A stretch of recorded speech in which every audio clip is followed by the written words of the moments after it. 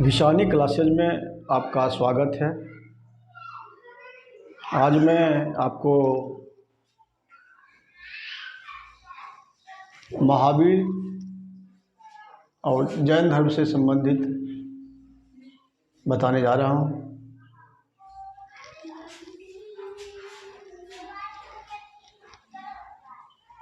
जैन धर्म का संस्थापक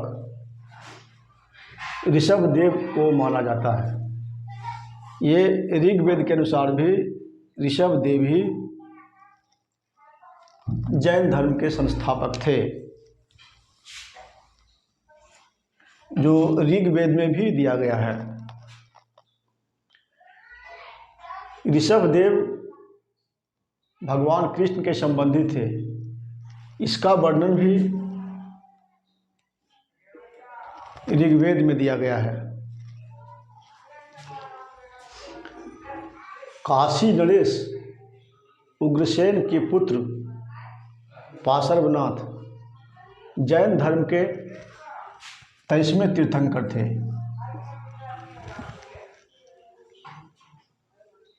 काशी नरेश उग्रसेन के पुत्र पार्श्वनाथ एक राजा परिवार के थे, राजसी परिवार से आते थे और उन्होंने जैन धर्म का शिक्षा लिया और 23वें तीर्थंकर के रूप में उनको मान्यता प्रदान की गई है। पार्श्वनाथ के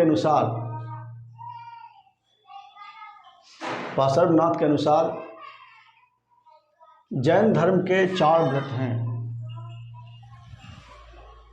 ये 4 व्रत हैं: अहिंसा, सत्य, अपरिग्रह, अस्तेय। जैन धर्म का 4 महाव्रत अहिंसा, सत्य, अपरिग्रह, अस्तेय कहा जाता है।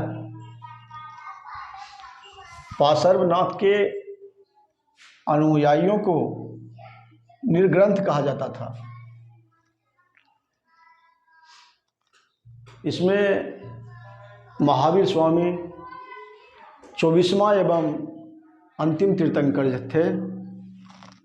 इनको अंतिम तीर्थंकर की मान्यता प्रदान की गई और जैन धर्म के महान संस्थापक के रूप में महावीर स्वामी को याद किया जाता है। इन्हीं के होने से जैन धर्म का नाम इतिहास में आ गया। जैन धर्म के तीर्थंकर महावीर के बारे में विशेष चर्चा विस्तार से बताता हूँ। महावीर का जन्म 540 ईसा पूर्व कुंडा ग्राम, जो वैशाली में पड़ता है, कुंडा ग्राम में ही हुआ था। इनके माता का नाम त्रिशला थी, जो लिच्छवी राजा चेटक की बहन थी। जिस समय लिच्छवी का राजा चेटक हुआ करते थे, उसी समय में महावीर स्वामी का विवाह हुआ था। इनके पिता का नाम सिद्धार्थ था। इनके भाई का नाम नंदीवर्धन था। बहन का नाम सुदर्शना थी। ये गोत्र से कश्यप थे, यानी इनको महावीर स्वामी कश्यप गोत्र के माने जाते थे। इनके पत्नी का नाम यशोदा थी, जिनको यशोधरा भी कहा करते थे। इनको एक पुत्री था, जिसको पुत्री का नाम प्रियदर्शनी थी। और इनके दामाद का नाम जमाली था। जमाली, ऐसा कहा जाता है कि जमाली महावीर के शिष्यों में सबसे पहला शिष्य जमाली ही था। महावीर अपने समय में नारी को अपने से अभियान में शामिल नहीं किया करते थे, लेकिन अपने दामाद ये जमाली के कहने के बाद ही अपने संघ में नारी का स्थान दिया था और इनके साथ नारी भी रहा करती थी। महावीर स्वामी, इनके जीवनी के संबंध में यह व्याख्या किया गया है कि 12 साल तक लगातार तपस्या किया। 12 साल तपस्या करने के बाद इनको ज्ञान की प्राप्ति हुई। महावीर स्वामी ने सबसे विशेष महत्व जो लोगों को संदेश दिए हैं उसके अनुसार अहिंसा है। इन्होंने अहिंसा पर बहुत जोर दिया है। किसी व्यक्ति को बिना काम के मारपीट नहीं करना चाहिए, हिंसा नहीं करना चाहिए। महावीर स्वामी एक सन्यासी के साथ साथ पथ प्रदर्शक भी थे, जिन्होंने पूरे समाज को, पूरे भारत को अपना मार्गदर्शन दिया था। महावीर स्वामी का जो जैन धर्म है वो बिहार, बंगाल, उड़ीसा, उत्तर प्रदेश, इन 4 जगह के अलावा भी महावीर स्वामी घूम घूम कर जैन धर्म का प्रचार किया था। एक विशेष तरह इनका जो जैन धर्म का प्रचार बिहार, बंगाल, उड़ीसा और उत्तर प्रदेश में हुआ, और प्रदेशों में भी ये किए हैं। 12 वर्षों के कठिन तपस्या के बाद महावीर स्वामी को अपने ज्ञान की प्राप्ति हुई।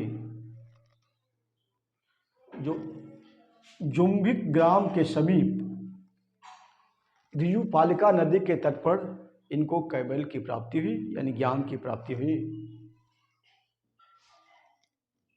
वहाँ पीपल के वृक्ष के नीचे संपूर्ण ज्ञान प्राप्त हुआ था।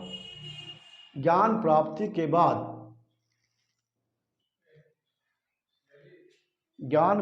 के बाद इन्हें कुछ नामों से संबोधित किया गया था।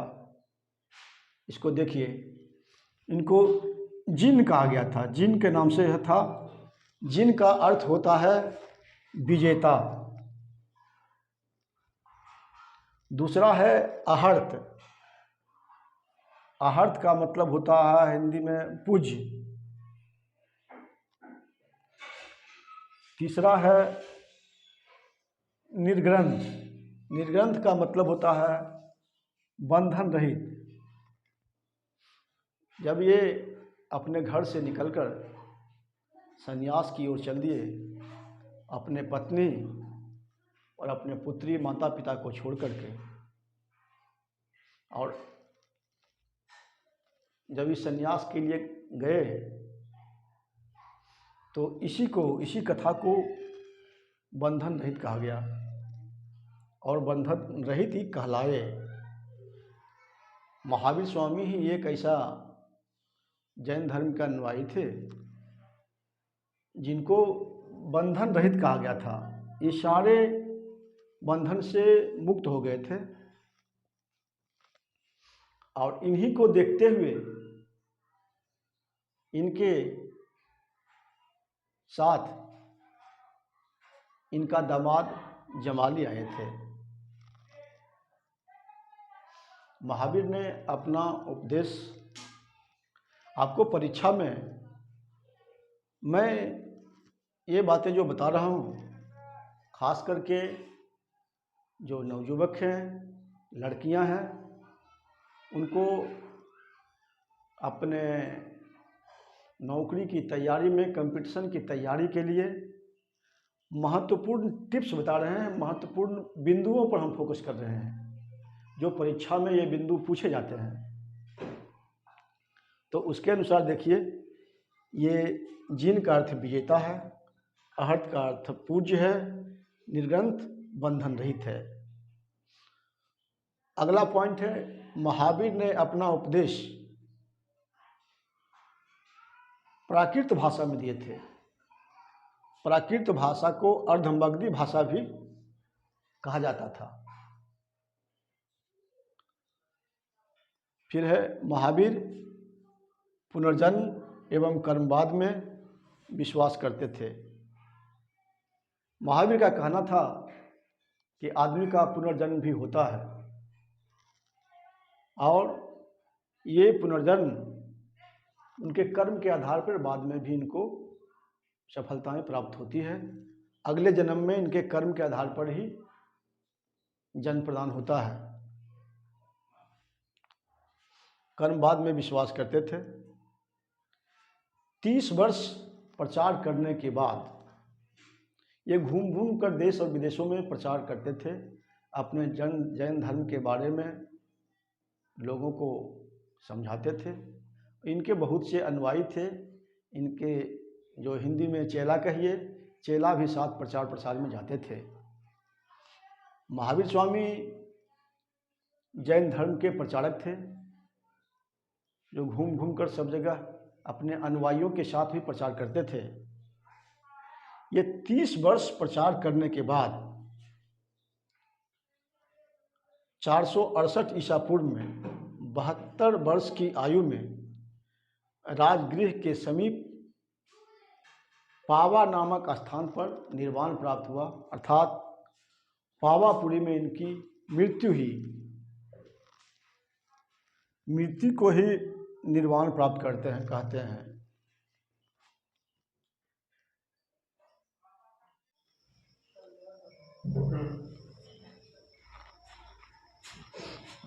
महावीर के समय में 2 जैन संगीतियाँ हुई। प्रथम जैन संगीति का समय है 322 ईसा पूर्व से 298 ईसा पूर्व तक। इसका स्थान है पाटलिपुत्र, जो आज की डेट में पटना कहा जाता है। इसके अध्यक्ष थे स्थूलभद्र, शासक थे चंद्रगुप्त मौर्य। चंद्रगुप्त मौर्य के शासनकाल में ही प्रथम जैन संगीति हुई थी, जिसमें जैन धर्म 2 भागों में बट गए थे। पहला भाग श्वेतांबर कहलाए और दूसरा दिगंबर कहलाए।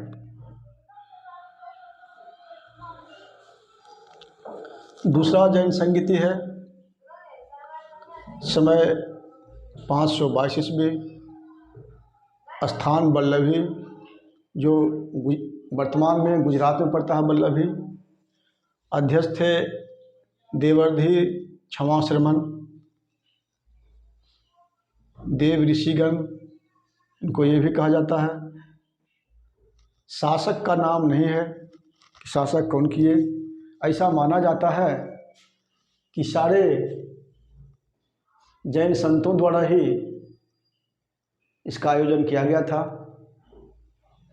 उस समय में जो कार्य हुआ था, उस समय में द्वितीय जैन संगीति में जैन धर्म अंतिम रूप से लिपिबद्ध किया गया। लिपिबद्ध का मतलब है इसका लेखांकित किया गया। महावीर गृहस्थ के 5 अनुव्रत बताए, यानी 5 नियम बताए। पहला है सत्य वचन, इसका मतलब सत्य बोलना चाहिए, झूठ नहीं बोलना चाहिए। दूसरा अहिंसा, अहिंसा माने किसी को मारना नहीं चाहिए, बिना काम के सताना नहीं चाहिए। तीसरा है आस्तेय। आस्तेय का मतलब है चोरी नहीं करना चाहिए। चौथा है अपरिग्रह।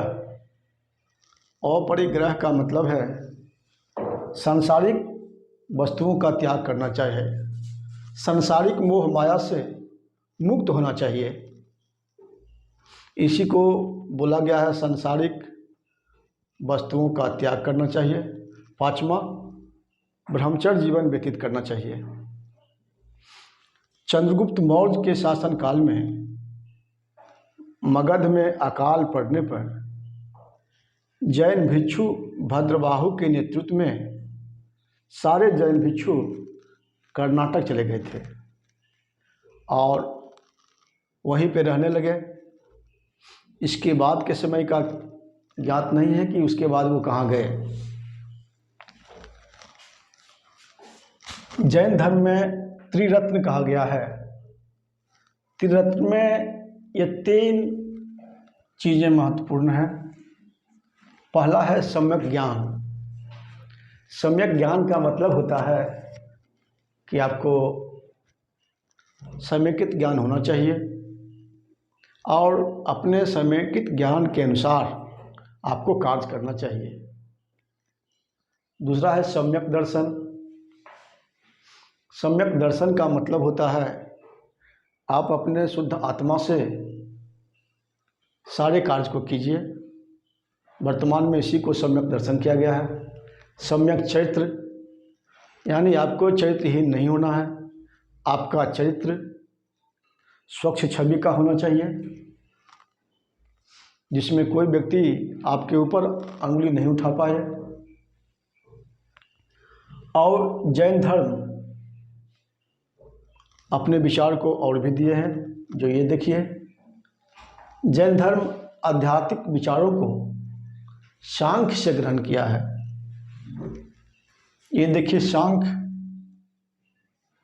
महत्वपूर्ण है। सांख्य जो शब्द है, सांख्य एक दर्शन है जो जैन धर्म में बहुत महत्वपूर्ण रखता है, सांख्य दर्शन। तो जैन धर्म आध्यात्मिक विचारों पर विशेष बल दिया है। मनुष्य को आध्यात्मिक होना चाहिए, अपने हर क्रियाकलाप में अध्यात्म को दर्शाना चाहिए। जैन धर्म आत्मा को स्वीकार किया गया है। ये जीवित रहने तक ही मानता है, ये ईश्वर को नहीं माना है। ईश्वर, इनका कहना है जैन धर्म में, ईश्वर पारदर्शी नहीं है। ईश्वर कहीं दिखाई नहीं देते हैं, जिसको आप ईश्वर कहते हैं। इसीलिए कहा है कि जैन धर्म अपने आध्यात्मिक विचारों का वर्णन किया है और उसी पे जोर दिया है। भद्रबाहु द्वारा रचित कल्पसूत्र में जैन तीर्थंकरों की जीवनी का वर्णन है। तो ये जो कल्पसूत्र है, ये किताब है जो भद्रबाहु द्वारा रचित है। कभी कभी प्रतियोगिता परीक्षा में ये दे दिया जाएगा कि कल्पसूत्र के लेखक कौन है। तो कल्पसूत्र का लेखक भद्रबाहु द्वारा लिखा गया है। इसमें क्या वर्णन है? जैन तीर्थंकरों के जीवनी का वर्णन किया है। कौन तीर्थंकर कैसे हैं, कब आए, क्या उनका उपदेश था, इन सारे चीज़ों का वर्णन कल्पसूत्र में किया गया है। जैन धर्म 2 संप्रदाय में बंट गए। कभी कभी ऐसा होता है, कुछ लोग एक कम्युनिटी बना के चलते हैं जिसमें आपस में मतभेद हो जाता है और मतभेद होने के कारण ही वो अलग अलग संगठन बना करके या अलग अलग व्यक्ति के साथ रह करके बंट जाते हैं। जिस प्रकार से आज भाई भाई में बंटवारा होता है, उसी प्रकार से जैन धर्म भी दो संप्रदाय में बंट गए थे, जिसका कुछ मानना था। ये दो संप्रदाय है, दिगंबर और श्वेतांबर। जो आदमी श्वेत वस्त्र धारण करने वाले थे उनको श्वेतांबर कहा, और जो भिक्षु भिखारी नग्न रहने वाले थे उनको दिगंबर कहलाए।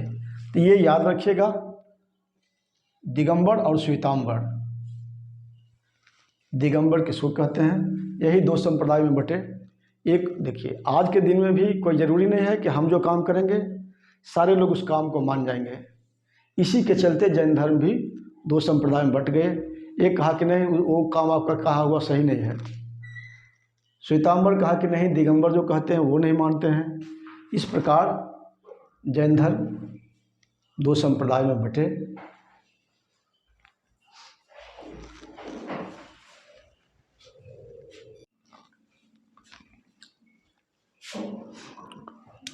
प्रतियोगी परीक्षाओं में कुछ तीर्थंकर का वर्णन किया गया है और उसके प्रतीक क्या है, जो बार बार रिपीट होता है। हम देखे हैं, जिनमें इसको देख लिया जाए। पहला है अजीतनाथ, जिसका प्रतीक हाथी है। दूसरा है ऋषभदेव, इसका प्रतीक वृषभ कहा गया है। वृषभ का मतलब सांड होता है, जिसको अंग्रेजी में बुल कहते हैं।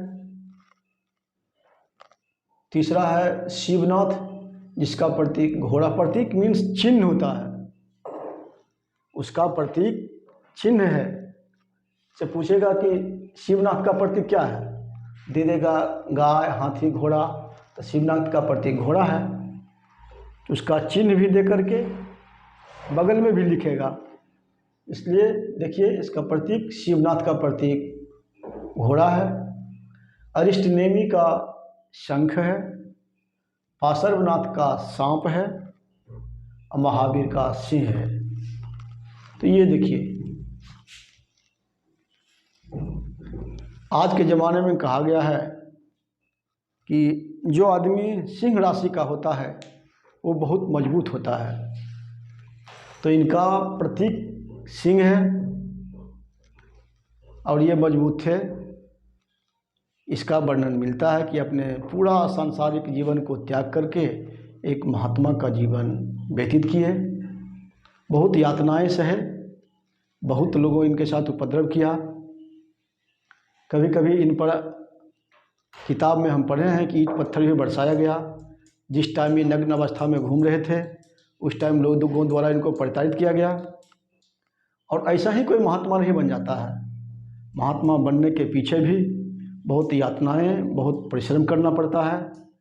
ये बहुत बड़े घर के थे।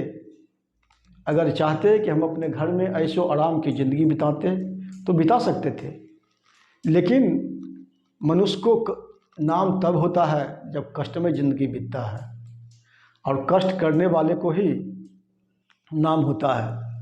आप देख लीजिए, रामायण में रामचंद्र को क्या कमी था।